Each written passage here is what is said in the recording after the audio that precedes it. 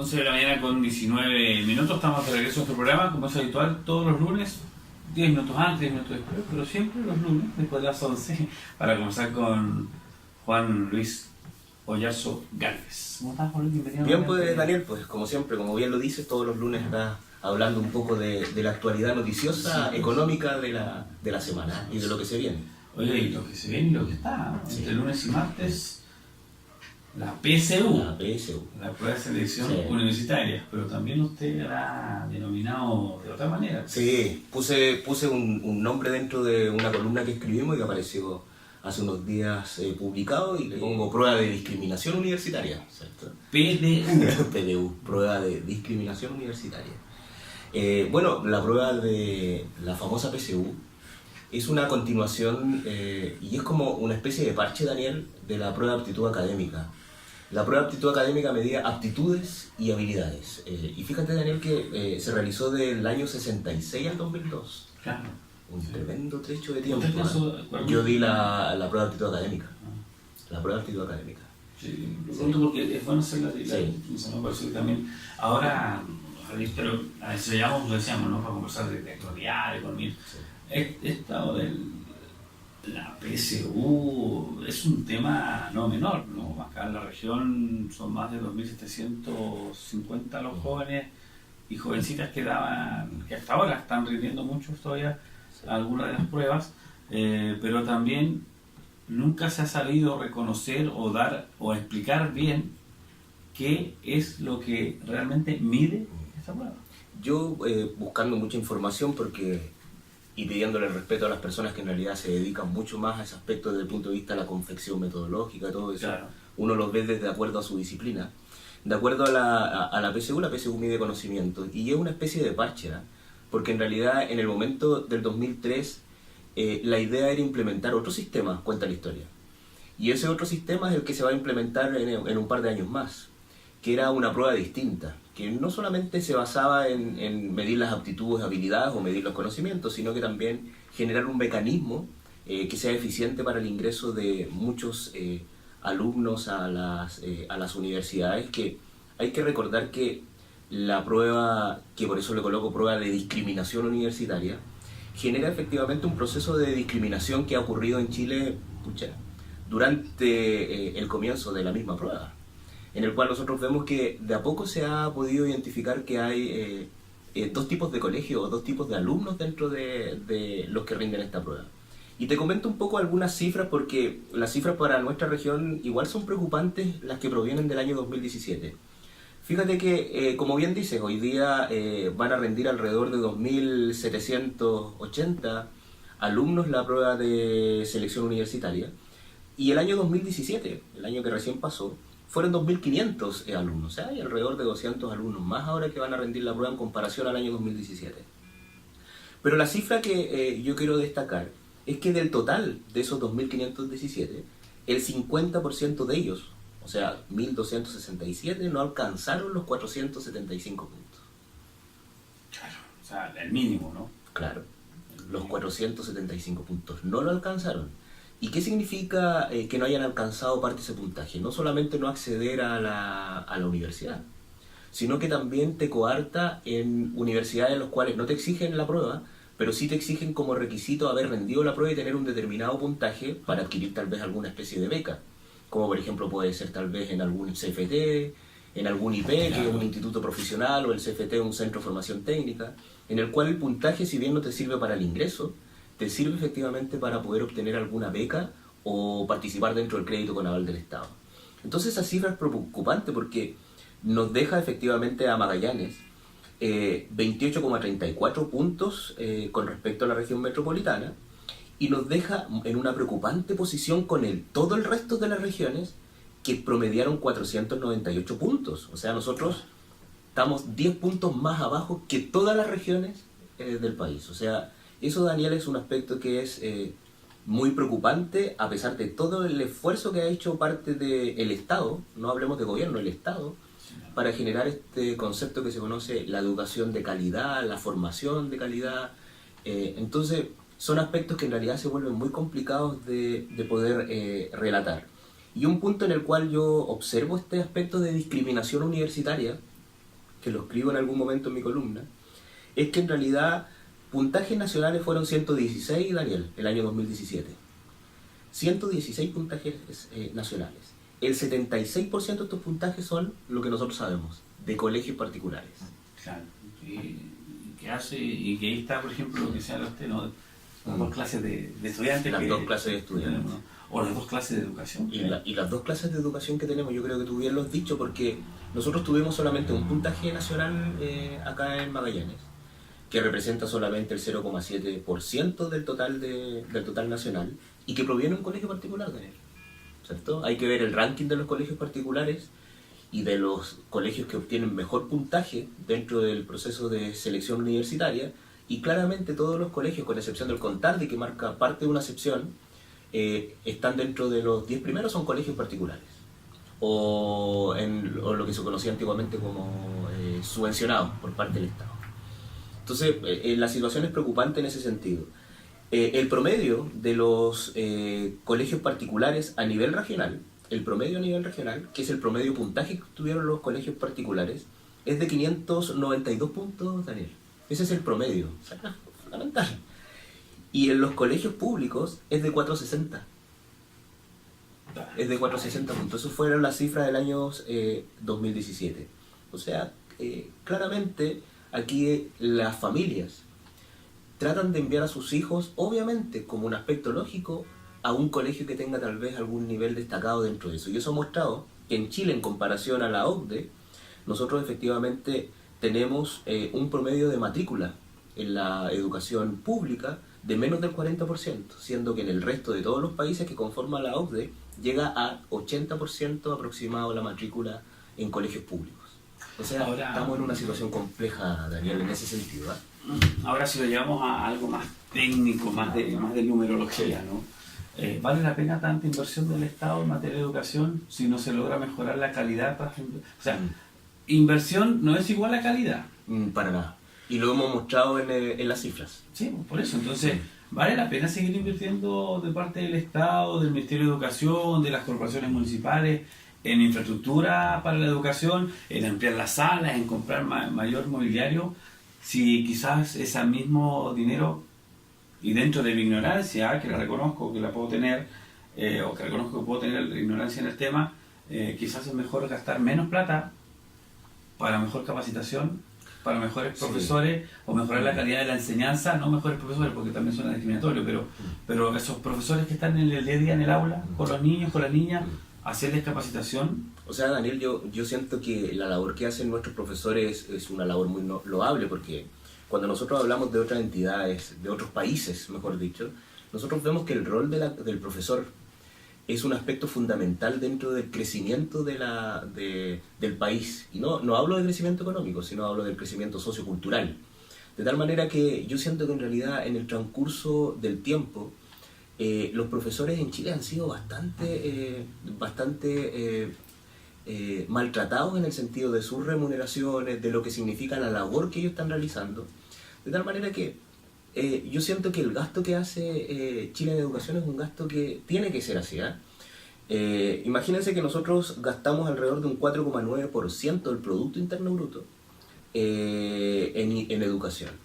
Y nos encontramos en la quinta posición a nivel latinoamericano, o sea, por sobre Colombia, por sobre Nicaragua, Paraguay, Uruguay, Perú, Guatemala, El Salvador. Nosotros tenemos una gran inversión y nos encontramos bajos de otros países, como México, que también tiene una crisis educacional, Daniela, sí, pues, sí. Y que está en un 6,2% del Producto Interno Bruto. De tal manera que yo creo que el problema está radicado efectivamente en la eficiencia del uso de estos recursos, y que no está generado efectivamente tal vez por los mismos profesores, sino que hay grupos en los cuales hay que tomar decisiones y que se copian modelos en ocasiones tal vez de otros países para que sean implementados aquí. O sea, es una discusión muy delicada, con todo el respeto que yo siempre les tengo a mis profesores. Nosotros en algún momento, cuando yo estaba en alguna dirección pública, generamos incluso también un programa que era muy interesante, que era cómo nosotros recuperamos a nuestros antiguos profesores, para que en realidad también ayuden a la formación de nuestros hijos con toda la experiencia. Entonces yo siento que aquí lo que sucede en ocasiones en Chile es que nosotros olvidamos a estos profesores, a estos formadores que han estado durante años, a estos profesores normalistas, y nos centramos efectivamente, exclusivamente en el número, ¿ah? En entregar en tanto lo que tanto dinero estamos generando para esto, la reforma. Entonces, de tal manera nosotros necesitamos efectivamente colegios que tengan la infraestructura que puedan tener y una serie de aspectos. Y con esto no estamos diciendo, oiga, dejemos al aspecto privado a un lado y concentremos en el ámbito público para volver. No, el privado es un actor tan relevante como el público dentro de cualquier economía, dentro de cualquier sector, pero sin embargo, claramente, y lo muestran todos los resultados, los privados dan mucho mejor resultados para nuestros hijos que los colegios públicos en ese aspecto. De la PSU. Estamos hablando exclusivamente de la PSU. Que ojo, que también hay que señalar que hay colegios privados que en cuarto medio tienen 18 alumnos en sala. Por supuesto. O en tercero y cuarto medio 18 alumnos en sala, que son los años que se preparan directamente para la PSU. No tienen problema tampoco de ir y pagar a un profesor que te vaya a enseñar en 10 clases, 12 clases para mejorar el lenguaje, por decir una cosa, o en ciencias, por decir una cosa, ¿no? A diferencia de la educación pública, que puede estudiar cualquier persona, cualquier niño, niña, joven, y por las condiciones económicas también, ¿no? O sea, ahí también hay una brecha que no es menor, pero muchas veces también, y acá hemos tenido casos que alumnos, por ejemplo, del Liceo Juan Bautista Contardi, han salido con muy buenos puntajes, muy cercanos a los recientes resultados de la PSU del año recién pasado, sí. Algunos del Cruz del Sur salieron con los puntajes. Colegio particular, que también tiene un cobro, desconozco cuánto en promedio, Daniel, son 200.000 pesos el cobro de las matrículas de los colegios particulares. Entonces, claro, ¿cuántas personas pueden acceder a ese pago? Hace que, por ejemplo, el ejemplo de, valga la redundancia, de tener 18 o no más de 20 alumnos en sala, que donde un profesor y un asistente pasan a tener casi la educación más personalizada y que se explica de mejor manera. El alumno tiene la posibilidad de entender mejor. Si tienen dudas, puede preguntar más veces. Hay que estar teniendo 35, 38 y 42 también en una sala de un liceo público. Y ahí marca la diferencia. Sí, yo creo que Daniel, nosotros tenemos que potenciar la educación pública en todos los sentidos. Y para ello hay que reconocer a nuestros profesores que llevan años y que hacen una labor con muy pocas herramientas en comparación a otro tipo de colegio. Entonces, cuando nosotros vemos el grado de inversión, que es el puntaje que es 4,9% del Producto Interno Bruto, que el número de estudiantes por docente son 17, que somos, en realidad es poco en comparación, por ejemplo, República Dominicana, un docente tiene alrededor en promedio de 32, 33 alumnos. Nosotros solamente 17, entonces es una discusión o es un debate de que en realidad nosotros tenemos que empezar a apreciar qué es lo que no funciona, porque en ocasiones nosotros vemos ese rango tan distinto entre un colegio privado y un colegio público de acuerdo a la PSU. Y yo tenía aquí parte de algunas cosas que se vuelven interesantes, que mencionaba, por ejemplo, algunos puntajes nacionales que evaluaban la PSU y que se volvían también interesantes. Por ejemplo, Daniela Weissman, ¿cierto?, que es una persona que fue pionera en la PSU, dio la prueba en 2013, dice que mientras más requisitos se exigen para el ingreso de alumnos a la universidad, más segregación existe dentro de la universidad. José González, que también dio la PSU, pero ya en el año 2013, dice: la prueba refleja que la enseñanza no está siendo pareja, pero hay algunos que se vuelven muy interesantes dentro de lo que había mencionado, y que se llama Ignacia Isla, que dice: la PSU mide oportunidades que tuvimos antes, o sea, y que está relacionado con este aspecto que nosotros hablábamos de segregación social. O sea, existen estudiantes que tuvieron muchas oportunidades para poder cumplir y poder alcanzar estos puntajes altos, y efectivamente le está yendo mejor a otros. Y ella también menciona, que esto salió ayer, domingo, en La Tercera, menciona de que en realidad, claro, una cosa es dar la PSU, pero haber sido puntaje nacional no le sirvió absolutamente de nada en mantenerse dentro de la universidad. Entre comillas, ¿de qué te sirve? De que se digan muy buenas ofertas de parte de las universidades. Sí, Javiera Faunde lo menciona, dice, y abre comillas: no me ha servido para nada ser puntaje nacional. Acá es ser uno más de la carrera. Tengo compañeros que entraron con otro sistema que les va mucho mejor que a mí, así que la PSU no mide mucho, qué tan bien te va a ir en la universidad. Es un instrumento para entrar nomás, nada más. De tal manera que con eso también nosotros generamos alguna tranquilidad en los papás. Hoy día, y en mi tiempo en particular, la PSU era lo único que tú tenías para poder hacer y para poder entrar a la universidad. Hoy día en las universidades hay una gran amalgama para muchos estudiantes, los cuales ven una oportunidad también en otros institutos, en otras universidades que existen, y que no te exigen la prueba de selección universitaria, sino que hay que entender de que en realidad la prueba de selección universitaria hoy día se ha convertido efectivamente en lo que yo marca el concepto de una prueba de discriminación universitaria. Y es por algo dicen, prueba de selección universitaria. Es una prueba de selección universitaria. Entran a la universidad los mejores, no los más capaces. Los mejores, porque, ojo, que no es sinónimo de ser capaz el buen puntaje. No. Porque tú te preparas para la PSU, es como cuando estudias para una prueba en el colegio. Si tú quieres sacar un 7, vas a estudiar el doble. Claro. Si tú quieres tener un buen puntaje en la PSU, vas a estudiar el doble, vas a ir doblemente a preuniversitario, vas a hacer esfuerzo, y los papás, si lo pueden hacer, te van a contratar profesores para que te refuercen las dudas, las materias que tienes. Pero en la universidad no está esa posibilidad, no. Porque hay que pagar un arancel, porque hay que gastar en pensión, porque hay que pagar locomoción todos los días. Y no sé si bolsillo que aguante cuando al año el arancel son 3 palitos, 3 milloncitos. De hecho, hay cosas. Yo llevo mucho tiempo haciendo clases en las universidades acá, desde que salí de la carrera. Y uno descubre en particular que hay también 2 tipos de alumnos y 2 tipos de universidad. Por ejemplo, yo siento que en la Universidad de Magallanes, en realidad no hay ahí tú ingresas y tú en realidad te salvas como vas pudiendo en el transcurso del tiempo como estudiante. Pero sin embargo hay otras entidades, tal vez como Santo Tomás, como INACAP, que generan, por ejemplo, una serie de ayudas para cada uno de los estudiantes desde el punto de vista formativo y de la educación. Entonces, en estos centros de formación técnica, ya sea Santo Tomás o tal vez INACAP, ocurre mucho, que los padres todavía asumen el rol de apoderados.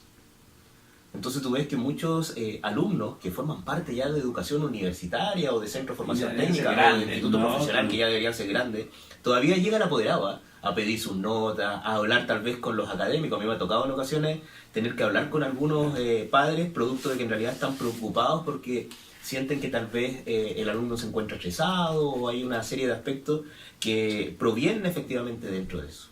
De tal manera que nosotros vamos viendo, y eso es lo que yo te quería comentar hoy día con respecto a los muchachos, que los cuales por supuesto uno le desea todo el éxito del mundo en estos días, y ojalá podamos tener, por ejemplo, más puntajes nacionales, y me imagino que una vez que ya tengamos los resultados los vamos a poder contrastar con los del año 2017 para ver cuáles son los resultados que me preocuparon de Magallanes en el transcurso del año pasado. Ahora, más allá de los puntajes nacionales, que todos nos gustaría que tuviéramos 6, 8, 10, 12, porque no, y más también puntajes nacionales, es subir la puntuación. Sí. Se han hecho grandes esfuerzos del gobierno, de los municipios, para los colegios, establecimientos, en materia de infraestructura, en inversión pública, en temas educacionales, pero no se está viendo resultados ahí. Y sin duda que lo importante es justamente para tener buenos profesionales también en el futuro. No estoy diciendo que van a ser malos profesionales por no tener un buen puntaje en la PSU, no, pero es otra cosa. Uno ve que de a poco, y en el transcurso también de la experiencia que uno tiene, en ocasiones no exclusivamente el mejor estudiante el que tiene mayor éxito afuera. Por lo general existen otras habilidades dentro de esto. Hay alumnos que tienen habilidades que son sociales, que son muy importantes dentro de eso, y que inclusive, no siendo los mejores de su promoción, llegan a puestos mucho más altos que los mejores de su promoción, y se debe por esas habilidades. De tal manera que en realidad también hay que generar un poco de paños fríos a lo que significa la PSU, que todos los medios de comunicación tratan de generar una cobertura fuerte de cuáles son los resultados, etc. Pero sin embargo existen hoy en día muchas alternativas, y lo que más preocupa es cómo nosotros vamos generando, porque si la PSU mide conocimientos y nosotros tenemos como promedio en el ámbito público, como bien te decía, 460 puntos, muy poco, ¿cierto? Hay algo que no está funcionando. Y si tenemos que, por ejemplo, de los 2.500 que el año pasado dieron la PSU solamente, o sea, hay 1.267 que no alcanzaron el puntaje de 475 de corte, quiere decir que también llama la atención. O sea, aquí hay algo que no, porque no funciona. También hay que olvidarse las notas de tercer y cuarto. También, pues. También. Si los alumnos estuvieran todos arriba de 6, mejoraría mucho más el puntaje también. Entonces, ¿de dónde viene? ¿De dónde se empieza el proceso de la PSU? Hay que mejorar para mejorar el puntaje. Ahora bien, Daniel, esta es una radiografía. Nosotros lo que vimos del año 2017 es una radiografía de lo que significó para nosotros dentro de eso. Y yo creo que esto tiene que generar discusión pública. Y discusión pública para ver cómo arreglamos esto, o sea, y que la discusión no esté centralizada. En ocasiones, tal vez desde el punto de vista regional, las cifras que yo te entregué son cifras regionales. ¿Cuál es la labor de la Seremía de Educación? ¿Qué es lo que está haciendo la Seremía de Educación para descentralizar parte de este aspecto? De tal manera que ahí entramos con aspectos de políticas públicas que son fundamentales. Necesitamos descentralización no solamente de recursos, sino descentralización que estén orientadas, por ejemplo, a generar mejores resultados dentro de nuestra región. Sí, pues, y lo otro que sigue siendo un tema de inversión pública en materia de educación y no una inversión pública política en materia de pensamientos y en materia de elección. Yo creo que claro. Porque es que tienes toda la razón, Daniel. O sea, hay miles de cosas que tenemos que trabajar, pero este tema yo lo quería colocar hoy día en palestra por lo importante que es para muchos de estos jóvenes que sienten que tal vez con eso van a marcar todo su futuro profesional, etcétera. Y Daniel, eso no es cierto. Hay otras habilidades, hay otras alternativas, hay miles de cosas de tal manera que gracias a las reformas que han hecho los distintos gobiernos, la PSU solamente mide estos conocimientos, pero no te trunca tu futuro. Y ojo que muchos la dan solamente porque tienen que darla para poder tener la educación superior. O para obtener, por ejemplo, algún beneficio por parte del Estado a través de alguna beca o algo así. O un crédito, que ni siquiera es beca. Estamos hablando de crédito. Y puedes pagar igual. Sí. Y después también lo tienes que pagar. Usted lo sabe muy bien. Sí, pues todavía estoy pagando después de no sé cuánto. Que yo tengo fondo solidario, que es distinto al CAE. Sí, claro. Y el fondo solidario, claro, ya. Oiga, ¿le parece si el próximo lunes conversamos de cómo influye la inversión o el gasto presupuestario en esta fecha? Ah, genial. Me parece un tremendo tema. Me parece un tema fundamental. Porque el promedio habla de entre 180 a 240 mil pesos por familia de mínimo 4 personas en gasto para comida, regalos, vestimenta para las fiestas de fin de año. La era del consumo. Fíjate, como dato nomás, este año es el año que se han vendido más automóviles en Chile. O sea, si tú te das cuenta, el nivel de consumo es tremendo. Así que podemos conversar. Me parece genial eso que lo conversemos el otro lunes. Nos vemos el próximo lunes. Como siempre, Muchas gracias. El próximo lunes 3 de diciembre. Se nos fue el año ya. Sí, pues así es. Ya, nos separamos. Música y vamos a ver si al regreso vamos a tener contacto con Alejandra Manzanares, quien es la vocera de la mesa del sector público, porque hoy día hay paralización de los servicios públicos, no están atendiendo. Veamos en qué va la movilización, si es que logramos tener contacto con Alejandra.